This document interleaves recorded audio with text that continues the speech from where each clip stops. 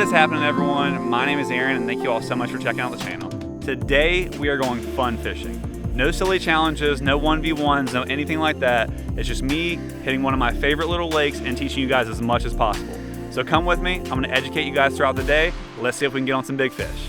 All right, guys, let's get it started. Absolutely gorgeous morning out here. I'm gonna start off with a big walking bait. So this is a Mag Dog 130. It's actually a discontinued bait, but a cane walker, anything like that will do.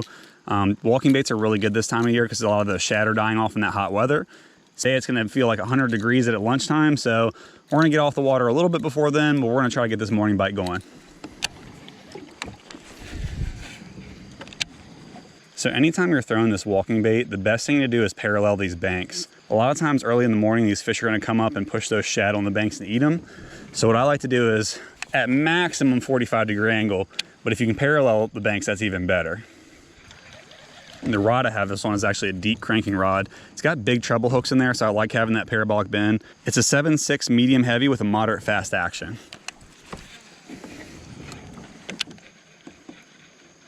My plan today is figure out if they're on top water, mid column, or bottom baits. Oh gosh, okay, here we go. Look at that, guys. Fish number one came up and crushed that top water walking bait. Pretty sure I actually just seen him messing around in the grass up there. He came out and took it. Here you go, skinny boy. But fish number one nonetheless. All right, good start, good start. Like I said, I saw some activity up there in that grass. Came out and crushed it. And you guys see, that's a pretty big walking bait. You know, it's about 4.5 inches for the little bass to come up and eat. And it's got a loud knock to it, but those little bass will come up and eat it as well as those big bass. So we got a bite on top water. It's a good sign to keep throwing that for sure. Again, we're just paralleling these banks at most a 45-degree angle. What I don't want to do is I don't want to sit way out and cast up to the bank. Sometimes that's not a bad idea, but early in the morning, you got those low light conditions. A lot of times they're pushing bait. And the reason why a lot of fish get up on the bank is because the bank acts as a barrier. So the fish can pin it from the bottom, the top, and the bank. It's got a lot better chance of catching that bait and eating it. And I also have a popping bait as well to throw as a backup bait. So if I see a piece of cover and I really want to work it a little bit slower, I'll throw that popping bait. All right, let's try top water still, but a little bit more finesse top water.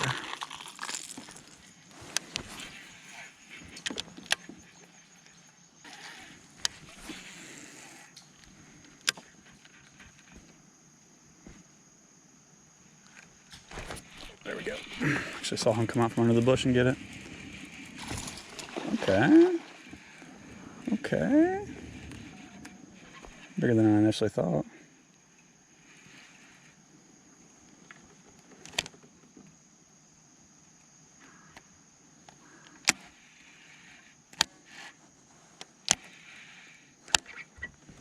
Not a bad one. I'm gonna risk it. Oh my gosh. Risk it for the biscuit here. Oh, there we go. There we go. Not a bad one at all. All right. Solid bass, probably about 2 pounds, maybe 2 1/4. Don't even think I have my scale up. I do. Let's see what we got here. Say 1.9. It's gonna be my official guess here. 1.9. 2 on the dot. 2 on the dot. All right, so 2 fish so far. Nice 2-pounder. And get a length real quick, and we'll let her go. What do we got here for length? 15 1/4. 15 1/4. Thank you for playing, girl. And we will see you later. So solid start so far. 2 fish in about 15 minutes or so. And they're biting on top water. So anytime you can get a top water bite, it's a good time. Let's get back in there, see if we can't catch some more. And kind of the same things happen with both fish. So both fish were actually up dirt shallow in cover. I threw that top water next to the cover and it actually drew them out. So I saw the popper making some disturbance on the water, but then I saw a separate disturbance and actually came up and gulped it. Oh. Every now and then you have that cast and you're like, man, that's it. course, nothing's there. All right, so you guys see the strategy now. Basically, all we're doing is we're taking our walking bait and we're casting it along parallel to the banks on banks that are low percentage areas. So all I mean when I say a low percentage area is there's not a bunch of isolated targets for me to target with the popping bait. So we use our walking bait when we're running and gunning. And then what we do is we slow down with the popper when we get to a high percentage area. Now, another thing I could be doing is I could have a bottom bait, like a jig or a Texas rig, and I could be throwing that along with these baits. Since we got bit so quickly on topwater, I'd rather run and gun a little bit and try to get some more bites on topwater than switch to something a little bit slower moving. To me, it doesn't really make sense to switch until you stop getting bit. But if we were to throw these baits for 30 or 45 minutes and not get bit, we would definitely switch to a jig or Texas rig, something that moves a little bit slower.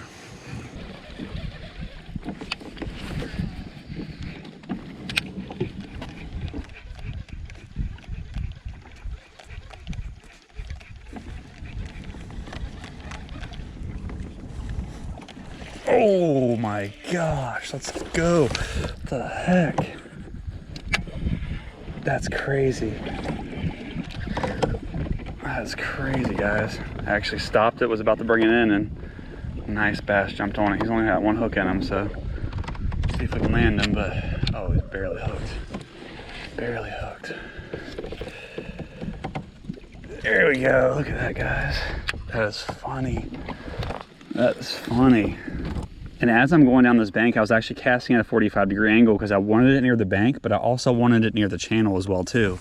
So again, I'll never go more than a 45-degree angle, but that was pretty funny because I stopped it. As soon as I did, this nice bass came up and bit it. Check that one out, guys. It's a nice one. I'd say it's a 3-pounder, 2 3/4, but you know, I'd say it's probably 3. Get a weight and a length on it. Oh yeah, 3.5 pounder. Let's go. It's a good fish. Skinny boy too, so it's probably 18.5, I would say. A little rusty. Haven't been fishing much this year, so we'll see how that measurement plays out. But let's see, 18.5 is what I'm saying. 19 incher. Sweet. Nice 3.5 pound bass. Having a good day so far, and they're biting on topwater. That's always fun. Got a little breeze going, so we're not completely dying. That's nice. It's not 100 degrees yet. It's a good day. It's a good day. Gonna get a release on her. Ready? See you later. All right, good stuff. So that was pretty funny. You guys probably see it on the footage. I actually stopped reeling it. I don't even know what I was looking at, to be honest with you. But I stopped reeling it for just a second. Came up and just nipped the tail end of it. What's going on is we basically have the shad have migrated from the backs of the coves all the way out to the dam now. So the shad are mostly by the dam. So basically we're just working this migration path here at a 45-degree angle. And that was a skinny bass, to be honest with you. If it was filled out, it would have been, you know, 4.5 pounder, but we'll take it. That tells me just to slow down just a little bit with my cadence. Because like I said, it followed it all the way back and bit the very last second.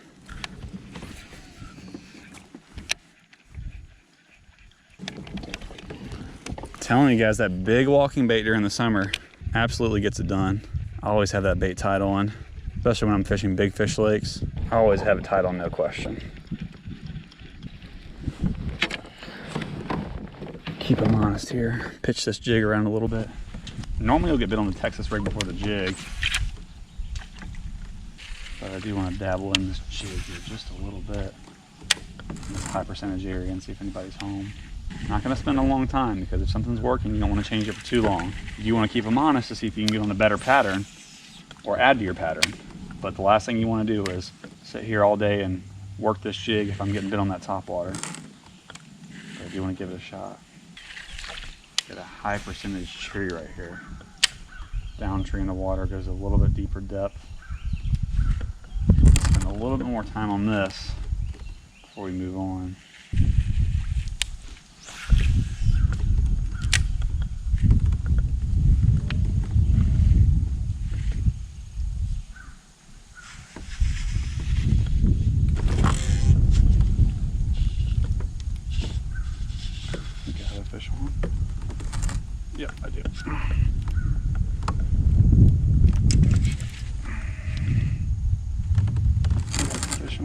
big it is. Not sure. Oh. Feels pretty big. In this situation, guys, I'm wrapped. I have a fish on. You just have to keep pressure on that fish. A lot of times they'll work themselves free. Hopefully she doesn't come off because it feels like a good fish. I've been stuck for over 6 minutes with like this on a fish on a tree, but you just have to be patient. Cast it right on into that tree. Just let me grab this tree limb here. Don't think she's on it anymore. Felt like a good fish, had a good pull to it. Kind of glad I didn't see it. Would have been disappointed if it was like a 5-pounder.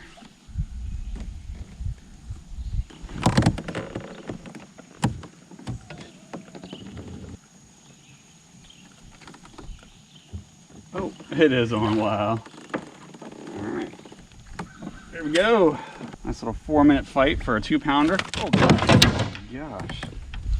All right, not quite the 5-pounder we were hoping she was, but pushing 2. You know, probably 1.75 pound and 3/4. Get a quick weight on her. That's the thing, guys. When you get fish stuck like that, you just got to be patient. Just keep that pressure on them. A lot of times they'll work themselves out. 165. But yeah, keep that pressure on them. A lot of times they'll work themselves out. Sometimes you got to stick your rod down in there to kind of press on them a little bit to get them loose. But I've had really good success getting fish out that have been stuck. You just have to be really patient. Don't tug on them. Don't try to break off your lure. And she is 15. Not quite the 5-pounder we were hoping for, but fish is a fish. Throw around this Texas rig a little bit. Keep them honest. You catch him on the jig, so I'm not going to throw this around too much, but toss him a couple high percentage areas and see if anybody's home. The Texas rig Senko is extremely effective. The only downside to it is it really doesn't skip very well, so jig is much better to get up under those tree branches. The Texas rig Senko has a little bit more finesse, so it tends to get a bit easier than the jig, but if you can't get it back to where you need to get it, it's not as useful.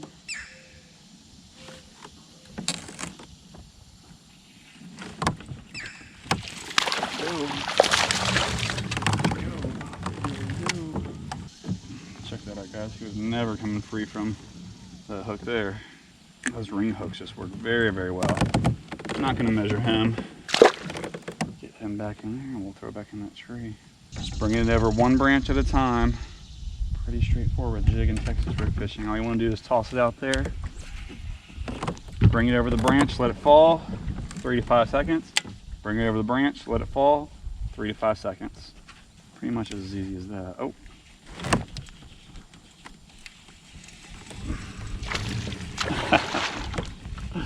Another one. A little bit better. Oh gosh. This guy's gonna have to take my hook because I don't have pliers and he's bleeding. So what I'm gonna do is I'm just gonna let him keep the hook. You can't get that hook out within 15, 30 seconds. You need to go ahead and just get him back in the water. He's got his best chance of surviving there. He's bleeding pretty bad. It's my fault for forgetting pliers today, but I don't mind losing a hook if it means that guy has the best chance of living. The crazy thing is too about bass is even if they have a hook in their gullet, they can still eat past it, which is incredible. A lot of times that hook is going to either rust out or they're just going to naturally get rid of it. As their skin heals, it'll push it out.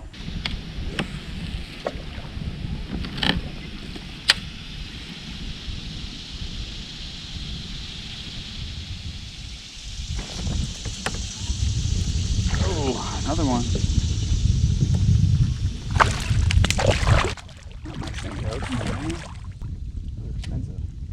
All right, they're solid, about 1.5 pounds. Quite the size we're looking for. Still fun, still fun. Just to give you guys a quick rundown on the setup again. So Senko, 5-inch black and blue flake. The water's a little off color here. It's always a little off color here because there's no grass and the bottom is just brown. So it's always got like a tannic color to it. So I like black and blue. I have a 4/0 VMC ring hook, heavy duty on there. I have a medium heavy rod, so this is an X-Pride, it's a 6'8" medium heavy. I have braid to leader, so I have 20-pound braid to a 15-pound leader tied with a blood knot, 8:2 gear ratio reel. That is the setup. That's what I like. With medium heavy rods, there's 2 different kinds in my opinion. So you have a lighter medium heavy and you have a heavier duty. This one's a heavier duty medium heavy. You can see it doesn't have too much bend on the end, but when you get a fish hooked on there, it's still good. So this is my go-to Texas rig rod.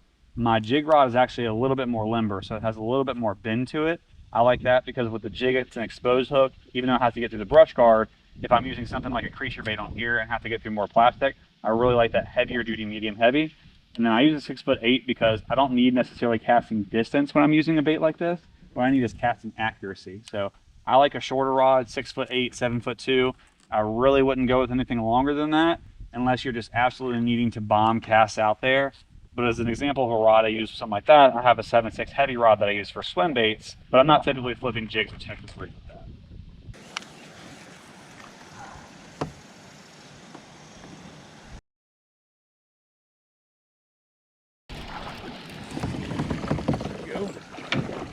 There we go. Nothing crazy, but decent one.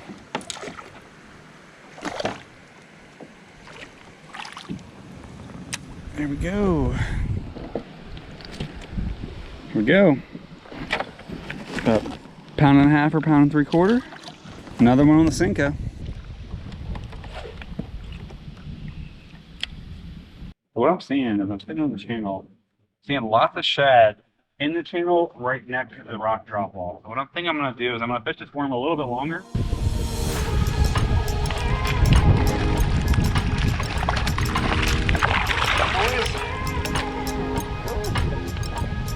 A 10-inch worm. He's almost as long as he is.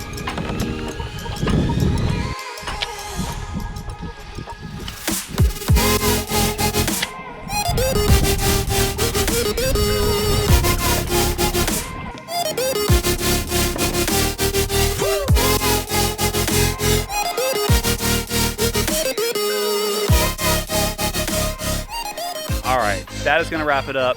Let's go ahead and talk a little bit about what went right and what went wrong today. So we went out this morning with the game plan of moving baits early and especially topwater, got bit very early on the walking bait and then got a couple more bites on the popper. I did mix in the jig a little bit, but ultimately I stayed with the topwater until that bite died off. After that, we ended up being on a good Texas rig Senko bite, so we caught 4 or 5 more fish after that. If I had to pick one thing that I could do better today, I would say it's the fact that I went offshore when I was getting bit up shallow. Now the thing about me going offshore is I'm really trying to focus and practice on that this year, so I'm not really gonna count that as much of a knock against me. But overall, fun day on the water. Special thank you to you guys that are still here, and I hope you learned something. I cannot wait to see you guys on the next one.